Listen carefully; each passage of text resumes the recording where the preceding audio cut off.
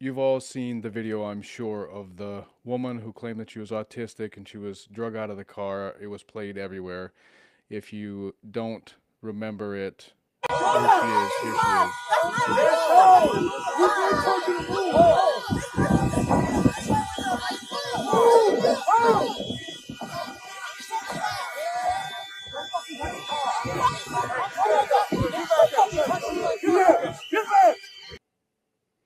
So I saw that, and I actually saw it featured on 60 Minutes too, but they didn't interview her.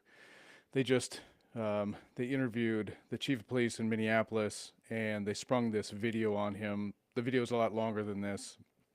You see her get pulled out of the car, and they end up carrying her away. And she claims that she's got a disability and she didn't know what she was doing. She was trying to get through. She was trying to go to the doctor. They play this video for Brian O'Hara, the chief of police in Minneapolis, I guess in the interview on 60 Minutes. And so he has this emotional reaction where he's like shaking, and he said, he starts by saying, I don't know why they were contacting her or whatever, which is a good start as far as a supervisor or a chief when you don't know what your guys have done. Now, these were ICE agents, not his guys, but and then he goes and says, but, that really pisses me off. She's disabled, and, for them to treat her like that. And he says, if these were my guys, they would have a problem, which is, which sucks if he's your chief, because if that's how he's going to react, somebody shows him a video and he doesn't know any other context besides what this person decided to tell him and then show him the video, and he freaks out like that. Like, that's not good. But but they didn't interview her, which I thought was interesting, because I had a lot of questions when I saw the video, and I wanted some follow up. As far as, of course, all these videos are clipped. They show you just what they want you to see. We're not sure how long she was in traffic, how long she was in that traffic jam. They're trying to direct her to the side street. Clearly, she's not having any of it. She's wanting to argue with them. They finally break the passenger window, get the doors open, and get her out and drag her out. So, but what they then I was actually going to do this video yesterday, and I saw that they CNN then bit and got her and her attorney on, and I think she was interviewed earlier yesterday. I saw the video yesterday, so I wanted to show you some clips from that interview, which I thought was quite interesting. So here is uh, basically the first question I think that she answers. Agents dragged you from your car. Yeah, thank you for having me, Laura. And happy birthday, Dr. King. Um, I'm really happy that you asked this question, right? Because I have been so concerned that folks might be distracted from the real issue at hand by instead debating why I proceeded slowly through a militarized traffic jam full of pedestrians and a cacophony of conflicting instructions. I was on my way to the doctor. I was on a main road that is a direct road from my house to the parking lot. Pretty interesting answer as far as I'm concerned. I don't know if it piques your interest too, or if it's just me being, a cop for 20 years, but that's a really strange response to, like, what was it like being dragged out of the vehicle?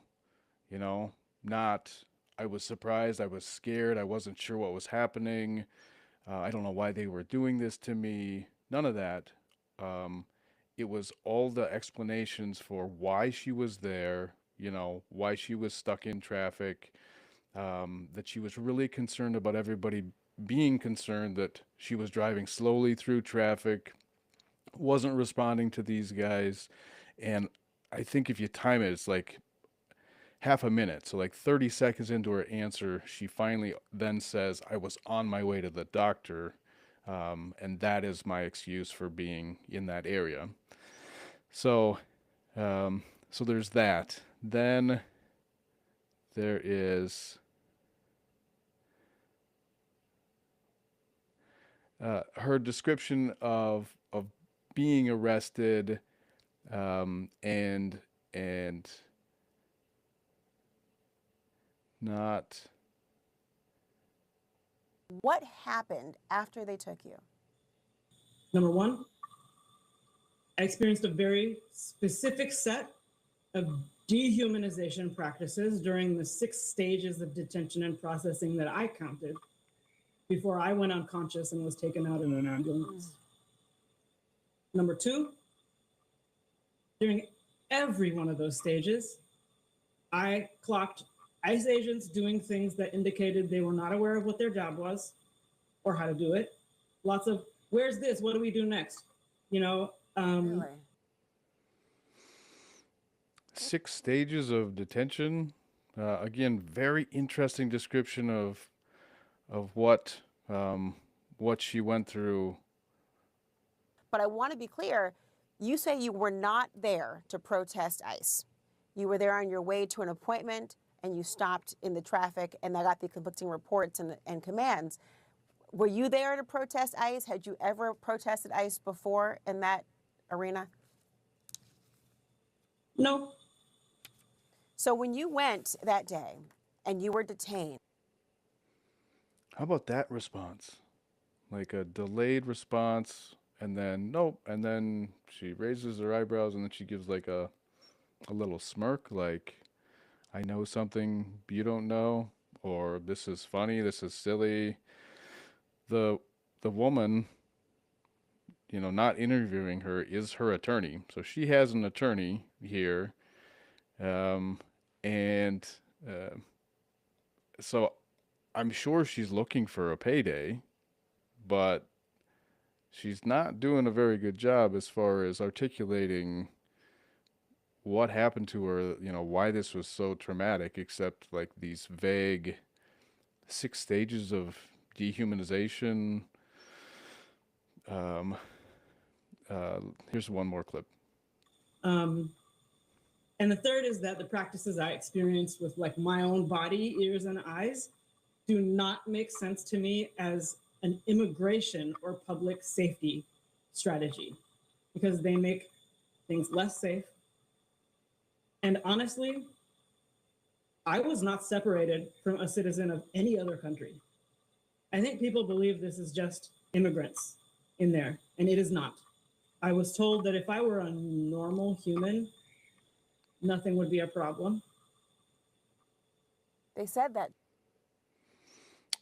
Yeah, apparently they said if she was a normal human, this wouldn't be a problem. So she did claim disability. She claimed that they didn't respond to her disabilities. Apparently, she needs a cane to walk, but not to stand.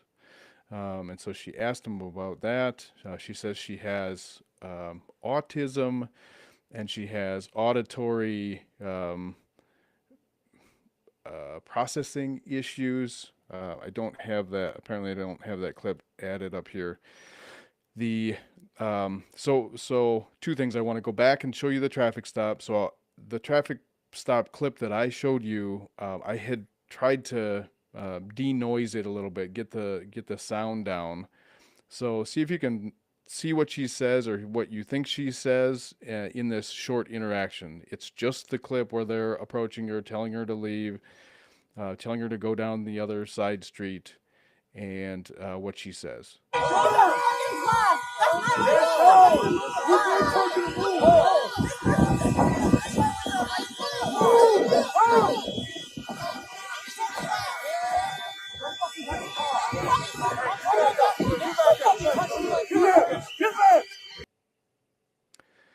So if you couldn't hear it, what she says, she screams at them something. I think she says you need to take a class, like a CIT, like a de-escalation class. I think that's what she says a couple of times.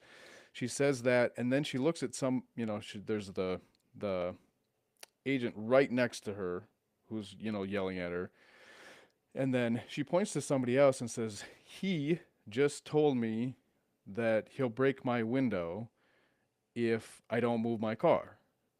Now, in another clip in that interview with CNN, she says because of her auditory processing, you can see in the clip, that I'm looking for lips and I'm looking to see who's talking to me because I hear all voices all at once, and so I'm very confused with everything that's happening, and of course I'm looking for lips to read, but there's no lips to read because everybody's wearing a mask.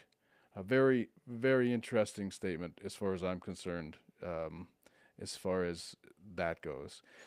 So then I got into looking her up online a little bit, and I want to share with you this. Now, this guy, Christopher Coloris, wrote this article, and it's Scallywag and Vagabond. You can see it up there. He pulled up some really interesting information here. So he writes this article. It's from no opinion, as far as I can tell. He's just matter of fact. But there's some pictures of her. Here's Aliya Rahman. He describes the incident a little bit, and then he's got some links in here which are very interesting. There again, she claims that she's autistic.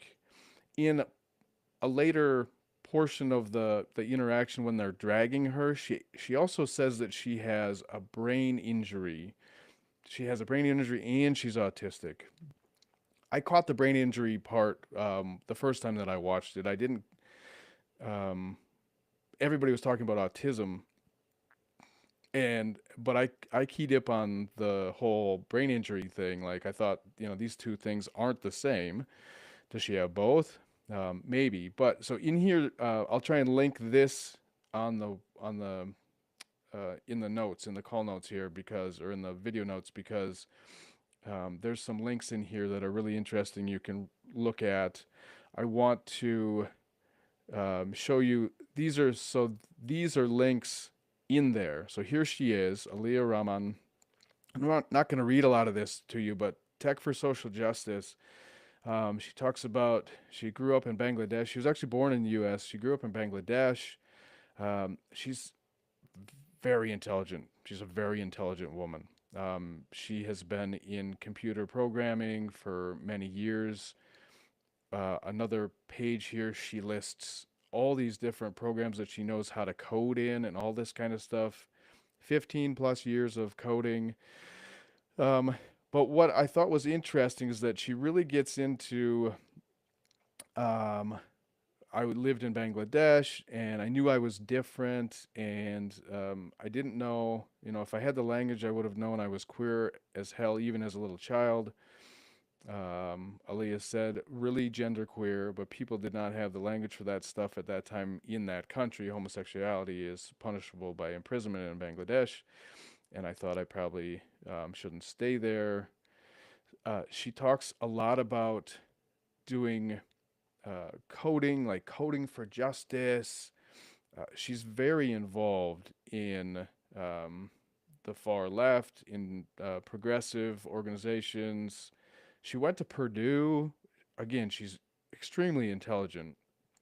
She said things changed with her. She was doing one type of job as far as the tech stuff, and then 9/11 happened. She has two cousins who died in the towers. They were both Muslim. But it's just quite interesting. It's an interesting read to just read about her. But she really got into social justice, and it flipped. She said the switch kind of flipped. She said around 9/11. So the other thing that I wanted to show you was her X account. Now she's just got a couple thousand followers. She's been on since 2011. There's a picture of her with a mask on. Here she is, and this I thought was pretty interesting. Your friendly neighborhood deniable asset. And of course, I tend to read into things because I'm trying to understand things, how it's presented to me. And so when I see somebody like this who clearly was, for me, at that traffic stop was doing more than just trying to go to the doctor, right? she was interfering. She was doing her whole social justice, advocacy, protesting type stuff. But then it's kind of interesting. Your friendly neighborhood deniable asset, as far as maybe she can claim autism and she can claim a brain injury. And so I can claim that, I can get in and get out. I can do things that other people can't because I can claim the autism piece when it suits me. I can claim the brain injury piece when it suits me. Um, I could be wrong. It could be just a joke. That it could be nothing. It really could be. So then digging further. So that props to this guy. I said his name, but I'll Christopher Caloris of Scallywag and Vagabond magazine. Scandal and Gossip maybe is another title of another magazine that he writes for. So then I dug deeper, like I said, and here are two interviews from quite a while ago. I think 10 to 15 years ago, maybe. Just a couple short clips, and then I'll be done. But see if you think, does this person have autism like or does this person, autism can come in many forms. I understand that. Does this person speaking in these interviews sound the same as the woman who was interviewed on CNN and who was claiming disability, who was claiming a brain injury, who was claiming autism at that traffic stop? So here's two short interviews, and then I'll be done. I'm Sally Combe at the Women's Media Center here with Aliya Rahman of the Center for Community Change. And tell us what you do at the Center for Community Change. So I am an organizer working with the Movement Building Project, which is about building power in states and working with folks who are not affiliated with other community organizations to try and create progressive change towards economic justice. And you're in Ohio. Yeah, so Ohio in general has seen just a total onslaught of conservative legislation with respect to voter suppression, with respect to anti-union stuff, all sorts of things. The really big issue on the table right now is issue 2, which is our wonderful anti-collective bargaining bill. Senate Bill 5 is what it was known as before it made it onto the ballot. Okay, so there's a longer interview there, but it's pretty interesting. She's really intelligent. She's really put together. She knows what she's there for. She knows what she's doing. There's no stammering, stuttering. She has a position. She's clearly driven, and she's clearly very intelligent. So here's another. This is from something called the Imposter Project. My name's Aliya Rahman, and this is my permission to use this interview for the Imposter Project. I went to school to study astronautical engineering, and a bunch of things kind of happened, 9/11, other things that made me realize that figuring out why we have such intense inequality in this country, which is the bastion of democracy, apparently, is actually a harder, more complex, and more interesting problem than how do we get to Mars. So I left to start working on gender justice, racial justice, economic justice stuff. So there you go. A little bit about Aliya Rahman that I was able to pull up. We've all seen that video circulating, and of course all the videos are skewed, are negative towards ICE. And I thought this was pretty interesting to dig deep into this and see some other things that are clearly going on from a very intelligent woman who was maybe trying to pull the wool over our eyes. That's it for this one. Steve Loomis, Walking That Mile. Please like and subscribe.